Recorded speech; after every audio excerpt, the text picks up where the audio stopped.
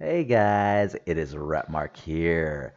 So, doing my review of episode 5 of Moon Knight, labeled Asylum.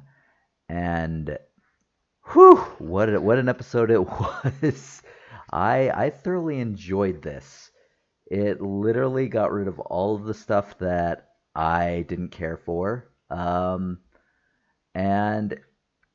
it went into some really interesting territory that I was not expecting. Like this is an episode that I wish had been like in episode 2, because then this series would have been like one of the best things ever, um, or this series, because man, this was such a great episode. I mean, we were dealing with like Egyptian afterlife, Egyptian gods. And typically, I do not like CGI, but I absolutely loved the hippopotamus god, Tauret. Yeah. Um, and I loved how they went into like mental disability with this, sort of explaining his DID, which was a way that he used to cope with his childhood issues. Um, a lot of abuse, and just like everything covered in this was an amazing scene. You get a lot of self discovery. Him and Grant, so Mark and Grant kind of get closer as a result of this. Being two personalities that are kind of like highly against each other normally. Um, yeah, it brings them closer together. Um, and I like how the fact that while you kind of have this, was it in his head, was it not? They kind of leave that behind. They do it like once, maybe twice. You could say. I mean, they go back and forth a few times, between this is happening to where is this all in his head. They do it a couple times, but I mean they do it a few times, but only a couple times are you're really just like, okay, this is just like his head because mortal people cannot comprehend the afterlife, so they sort of just reduce it to something that they are familiar with. And apparently, it's the first time she's ever seen it as a mental mental hospital. So yeah, but yeah, I was very impressed. Like this was surprisingly dark for Disney film. I mean, and it kind of does make sense. Like when this series came out, they essentially made an MA rating, and you had to sign in and set that to an MA rating, for Disney Plus. And so that kind of makes a little more sense now. But man, I was not expecting it. I mean, as a kid, he went into a cave with his brother in the rain, and his brother drowned, whereas he did not. Um, and his mother blamed him for it. So yeah, there was a lot of abuse going up. She went crazy, essentially, and blamed him. And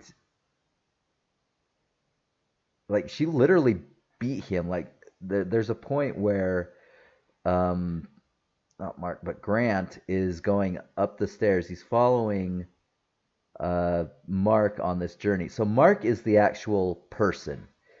Grant is literally just a created personality to deal with it. So anyway, he follows young Mark through this journey of this abuse, and finally, he Mark refuses to let him go into his room to see something, and you think like he just doesn't want to share it. He'll explain everything, whatever. Um, but no, I mean, you get in there like his mom is literally takes a belt and is going to beat him, and the reason why is because Grant is literally a personality that he created to deal with the trauma. Who thinks that his mom is great and perfect, and yeah, it was honestly really really surprisingly touching and well, I don't know about but emotional. Like the connection of between Mark and Grant was touching, but like it was very emotional. Like it hit on some very dark themes when it came to what he was dealing with, and then going into like because they have to go through all these memories, but because essentially their both of their hearts have to be weighed, but they're not full, so they need to go through and balance the scales, or else they will be thrown off into the duet and tortured by demons or whatever for forevermore. Whereas if not, then they get to go to the field of reeds, where you can be happy in a field of plenty forever. Uh, they're trying to convince Tourette to let them live again. And the only way that she can do that is to get them to the gates of Osiris. That's the only way back to the land of the living. And as they're going through it, a bunch of souls are just falling like before their time, which, I mean, has he released Ahmet? Has Harrow released Ahmet at this point? And if so, what are the other gods doing? What is actually going on here? Uh, so that's a little weird, but I'm a huge history buff. I love mythology, and I loved like going into the duet, the afterlife, Field of Reeds, the goddess Tuaret. Just I absolutely loved it. Like this was everything that I would have wanted from this series, and I thought it was great. I thought this is definitely by far the best episode in this series. I thought my biggest concern with this series. So we go through it. So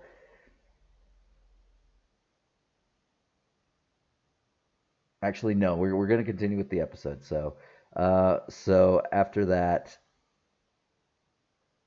he finds out why the two began losing control, and that was after his mother died, and then Grant like is stuck in that memory that he thinks his mother's still alive, and then talks to her every day. And yeah, he apparently is talking to nobody, um,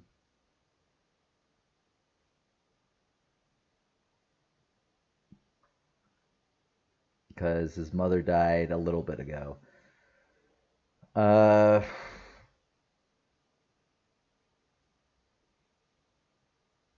so yeah, their scales are almost balanced, but not quite.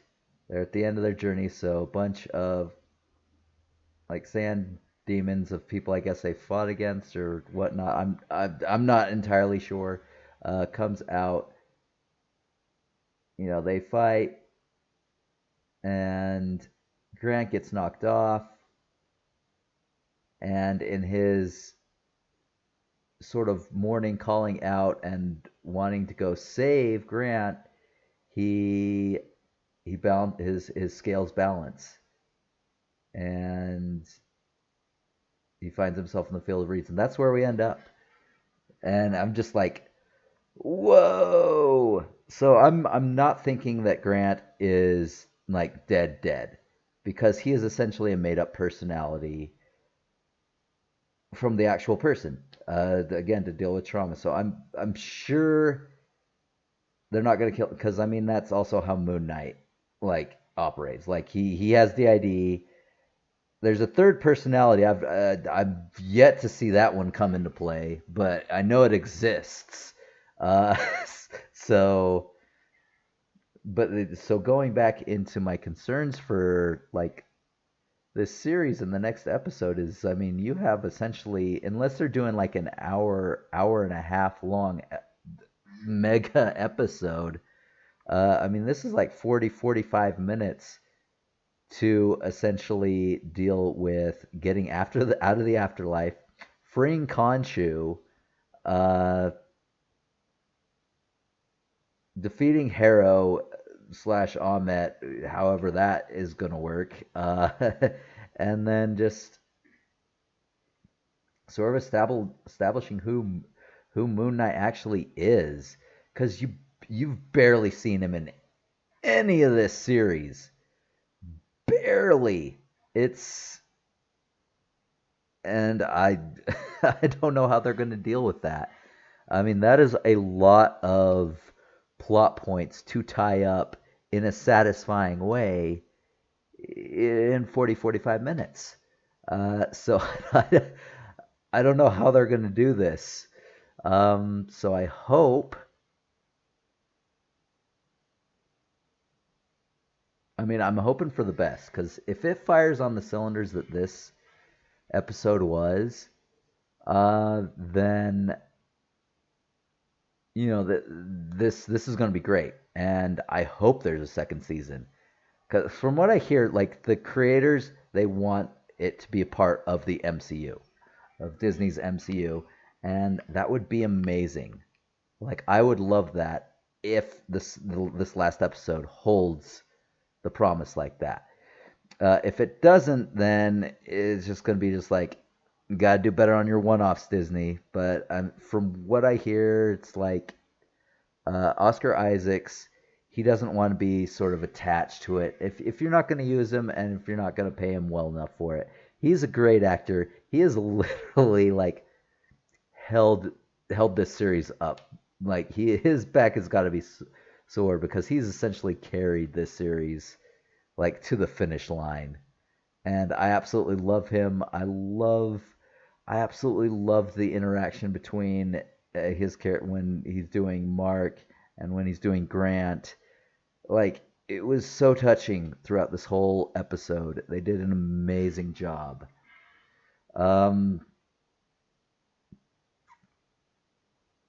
yeah, I don't know what else to say. Like everything about this episode, I loved. I mean, it was great. This is like like if this was a standalone like story, if this was like What If, Marvel's What If, this would easily get a 10. Easily. But, this is part of a series, and that's I have to take that into account. Even though like trying to do the I can see a 10, but I have to give it a 9, because once again, it took us forever to get to this amazing episode. And again, where do they go from here? There's one more episode. There is 40-45 minutes of time to tie up every loose end, and there are many of them. Not to mention, apparently, a third character, the third personality. So I don't know. I don't know, guys. I am very happy for this episode. This is a 9. I could understand a 10, but I'm not giving it solely for the reasons of, again, it took us forever to get here, and like this whole series just feels like an origin story, and I want more Moon Knight. So I'm hoping that this does well enough to merit another one, and they actually get more competent writers to deal with it, because man, the first 4 episodes were not great. If you remember, like we're getting like 6, 6, 5, 4. I gave a 6. almost a 7, but this one, yeah, this is a 9. I wish I could give it a 10, but it is what it is. So, yeah, so catch me next week for next week's episode. Hopefully on time this time, but I got really close with this one. But anyway, I hope you guys have enjoyed this. I hope you enjoyed the episode because it really is amazing. It is really like one of the best episodes for any series I've seen for a long time. Um, and, I'll see you next time. Have a good one, guys.